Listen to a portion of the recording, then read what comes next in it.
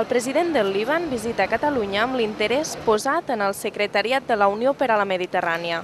En el marc de la visita al Palau de la Generalitat, el cap de l'executiu català, José Montilla, ha expressat la voluntat del govern en enfortir les relacions entre els països de la Mediterrània.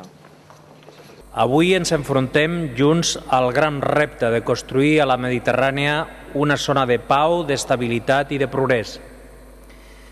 No serà fàcil ni tampoc, malauradament, serà ràpid, però no tenim cap més alternativa que treballar amb tota la nostra intel·ligència i amb els nostres millors recursos per construir un futur millor.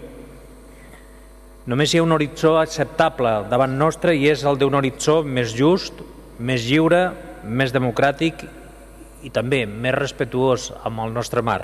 En aquest sentit, el president del Líban ha mostrat el seu interès en un projecte d'alt nivell en medi ambient, concretament en descontaminació de l'aigua. Posteriorment, el president de la Generalitat i el cap de l'Estat libanès, Michel Suleiman, han visitat les obres del Secretariat de la Unió per a la Mediterrània, que tindrà la seu al Palau de Pedralbes. La delegada de la Generalitat a la Unió Europea, Anna Terrón, ha destacat la importància d'aquesta visita. Avui hem rebut per primera vegada un cap d'estat a la seu del Secretariat de la Unió per la Mediterrània. El president del Líban ha volgut visitar el Palau de Pedralbes per veure de primera mà on estaria allotjat el secretariat. Està previst que l'organisme entri en funcionament al primer trimestre de l'any 2010, durant la presidència espanyola de la Unió Europea.